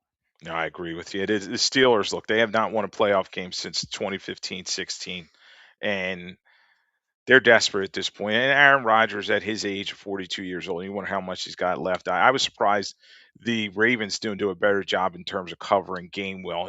That's where the ball was He's the going the whole majority of the time, offense. whole time. So Yeah. they'll get DK Metcalf back, but Yep. the Steelers offense just they don't have a lot of teeth. And then the defense, which is all their calling card, they're not getting home like they used to. And let's face it, Hayward's pretty old. You have Watt, who's pretty old, and he's beat up. So yeah, I definitely you'd rather face the Steelers than the Texans. Mike in Ohio chimes in, a big time Browns fan, but's curious. Q, did you hear Joe Burrow's comments? I I'm telling you, the more I listen to Joe Burrow, now I'm wondering if Burrow's comments are more about bringing in players as opposed to the head coach, because Burrow, Higgins, Chase, they all rallied around Taylor, and from all accounts, they're bringing Taylor back. But is that Burrow basically putting the organization on notice? You know, surround me with talent. Yeah, and it's kind of that new NBA mentality around the NFL. Look, I'm the star. I need some help here, and they've already Mike Brown already came out and he said Duke Tobin, the GM's coming back, as well as Zach Taylor, the head coach. So, yeah, Burrow better use his influence to kind of change this roster because they have never fixed this offensive line. It's always been a problem for them over the years. He's been beat up and he needs some help. And then the defense, Hendrickson's probably out the door. They got to find some young guys, particularly in the draft, to help him out. I'm going to assume you'll go Eagles heavy tonight, but you'll start to glance ahead to wild card weekend. Yeah, Kevin and I will definitely take a strong look at the Philadelphia Eagles. Obviously, we're both from this area, but yeah, we'll look at all the games. Uh, you know, some of the games we'll just glance over. We'll talk about the coaches on that have been changed positions. Who's left, who's out, and then start looking for wild card weekend, and maybe start talking about the postseason awards, like we did a little bit here, like who we think's going to win them. Who do you think? Is it Drake May or is it Stafford I mean, MVP? Stafford's numbers now. If you combine May's rushing yards and touchdowns, he's still yard wise is there with Stafford, but not total touchdowns. I don't want there to be a bias against a second year quarterback, is my point. Like Drake May has played like an MVP. And again, I get it. We want to sit there and say, look who he played. Okay, hold on a second. They were up 21 to nothing. And I get it. That's a learning experience. They did beat Baltimore. I mean, you got to play who's on your schedule. They do play in a very weak division, but they also beat the Bills earlier in the season and they beat them on the road. I look at his numbers and they're damn good, man. I mean, 4,400 yards, 31 touchdowns, 8 picks. He added rushing touchdowns. He added 4 rushing touchdowns. So that gets him 35 total touchdowns, plus another 400 and something odd yards. So he's right around 4,800 yards.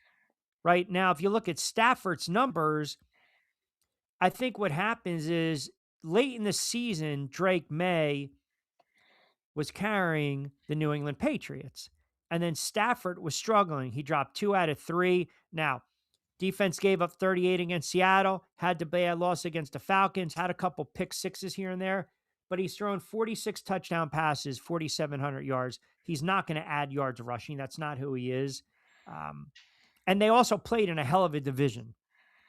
That's the other thing. I'm looking at them and I'm like, yeah, you lost to the Panthers, you lost to Seattle, top seed, you lost to Atlanta, played hard late. They lost to the 49ers, playoff team. They lost to the Eagles on a blocked field goal, ran back the other way. They could have won that game.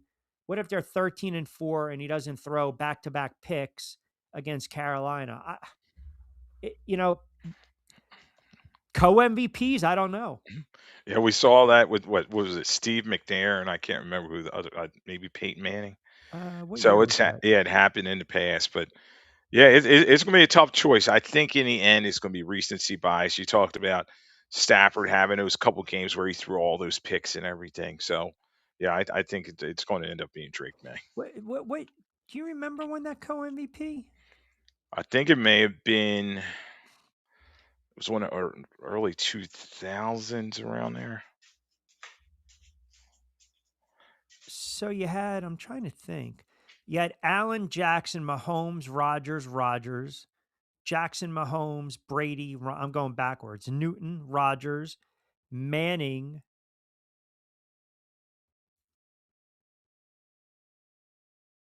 Man, I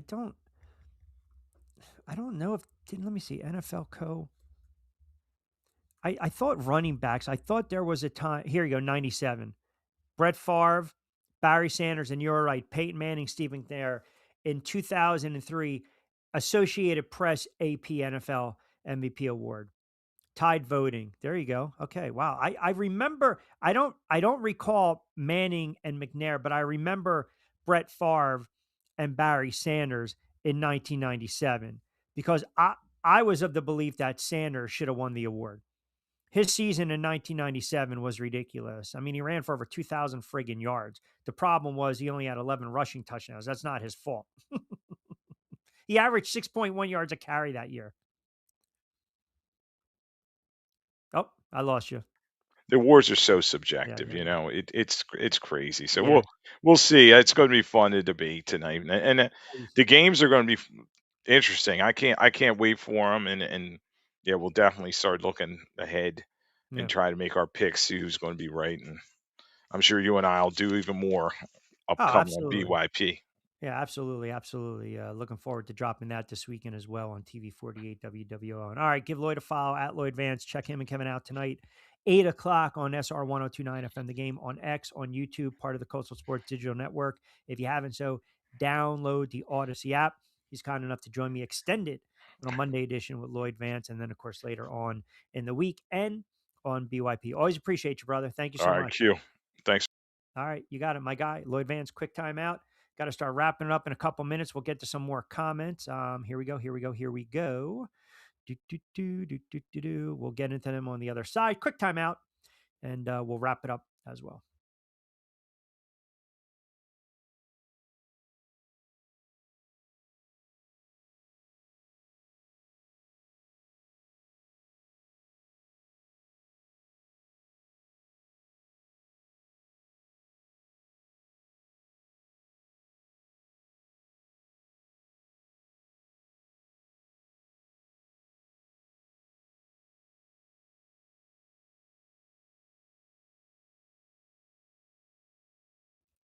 All right, closing in on 5 o'clock. A couple to play with.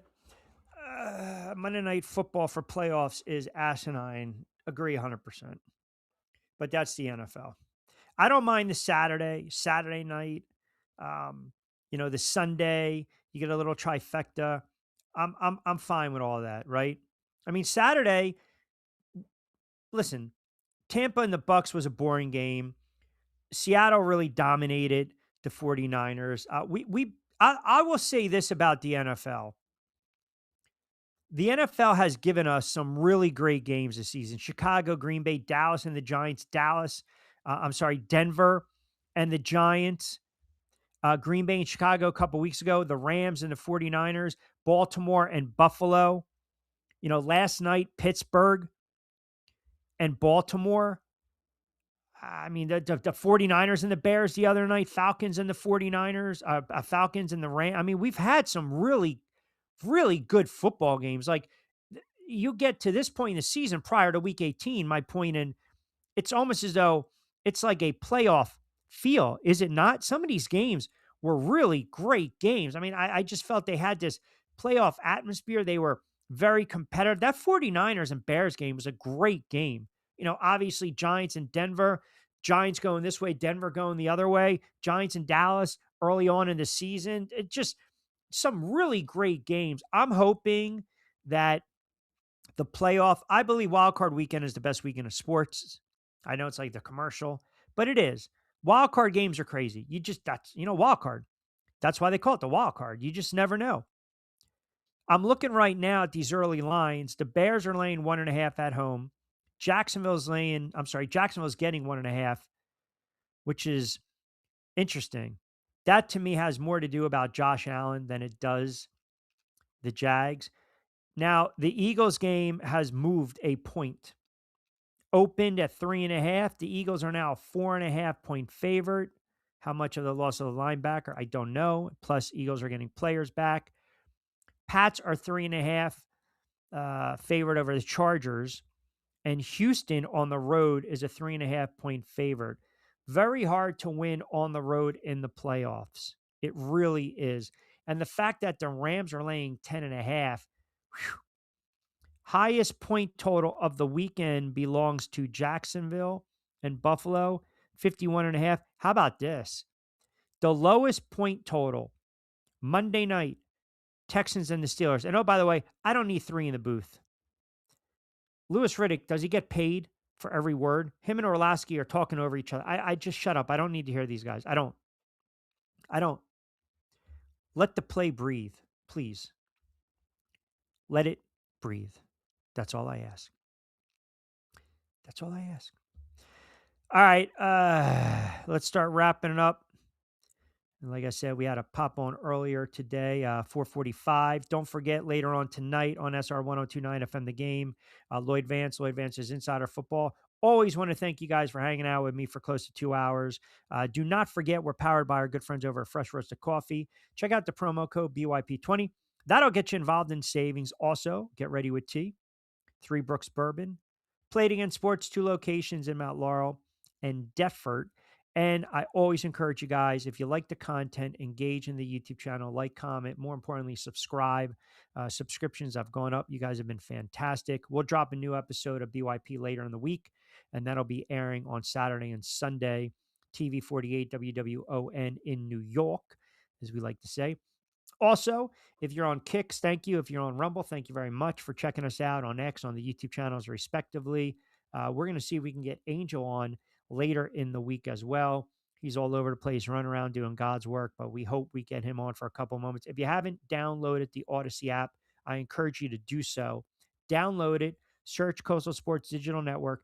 You'll catch me Monday to Friday, 4 to 6 on cue. Rich Quinones here. And as I mentioned, subscribe to the YouTube channel. Good stuff from Lloyd Vance. Check him out later on tonight. Lloyd Vance's Insider Football. A lot more NFL to get into. Also, college football playoff, head coaching carousel in the NFL, Black Monday. It's still among us.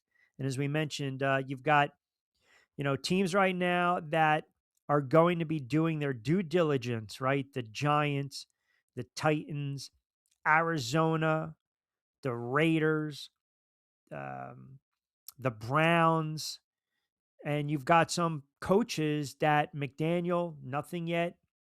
Zach Taylor coming back. Harbaugh, who knows? Tomlin, who knows what's going to happen in the playoffs against the Texans.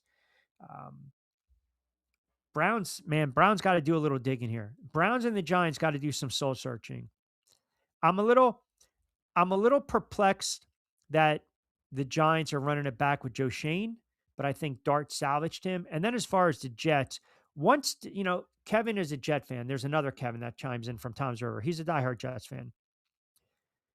And he tweeted at me. I got back to him. Once the Jets decided to trade Sauce and Williams, that basically insinuated that we're not going to be competitive.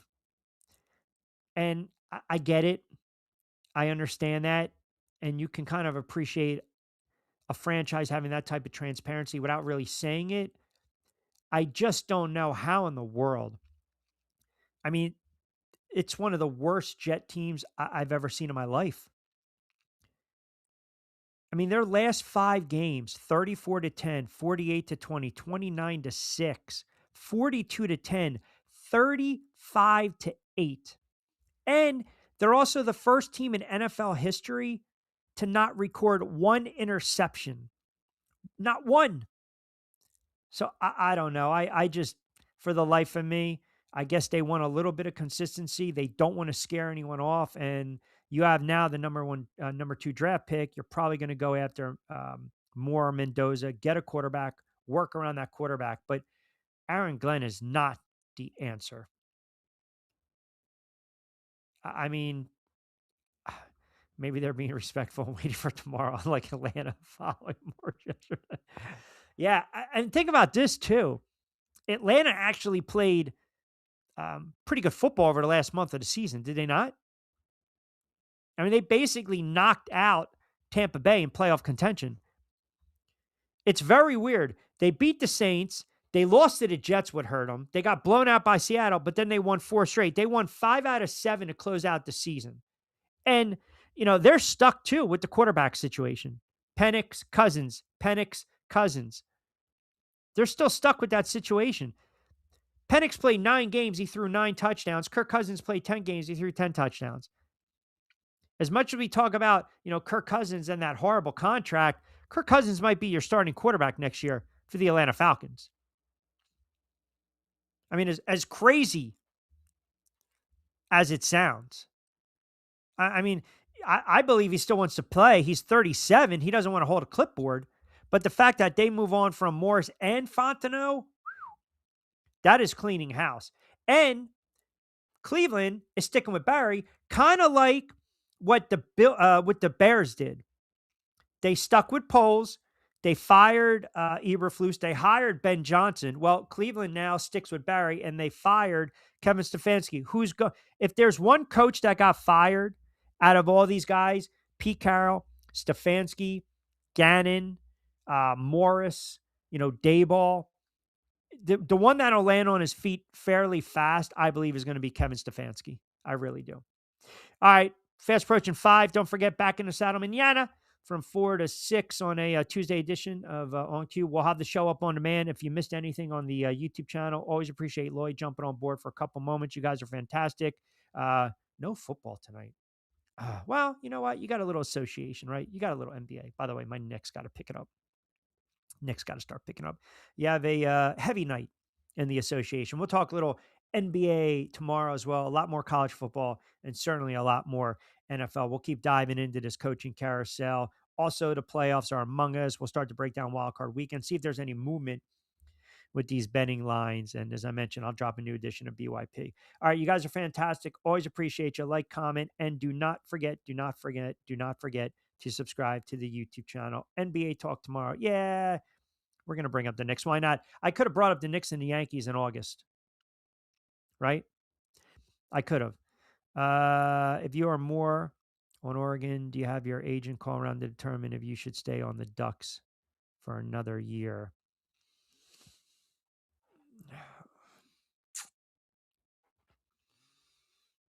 That's a good question. That's a good question because then now, I mean, we can talk a little more about this tomorrow, but let's run through that scenario for a second. If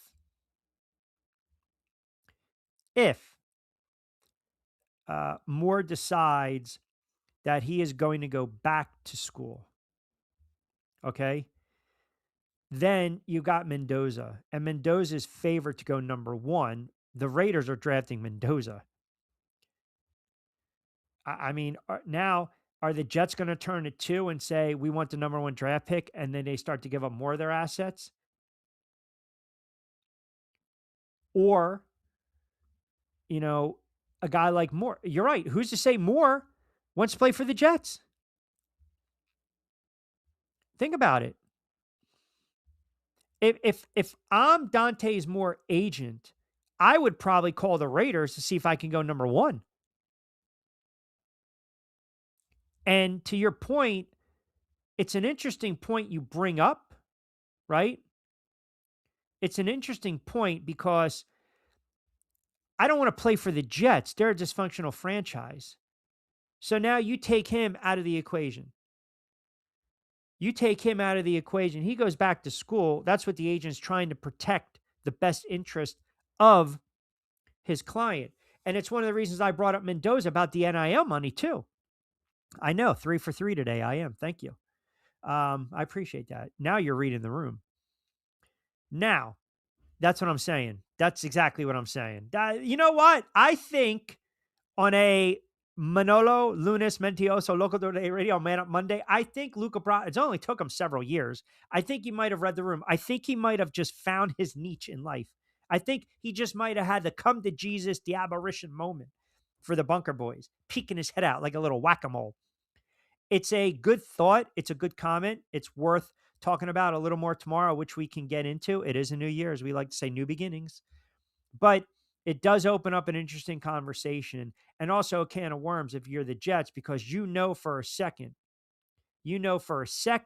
they're just starving for a quarterback. I was 3 for 3. Thank you. I appreciate that again, Luca Brasi. I see.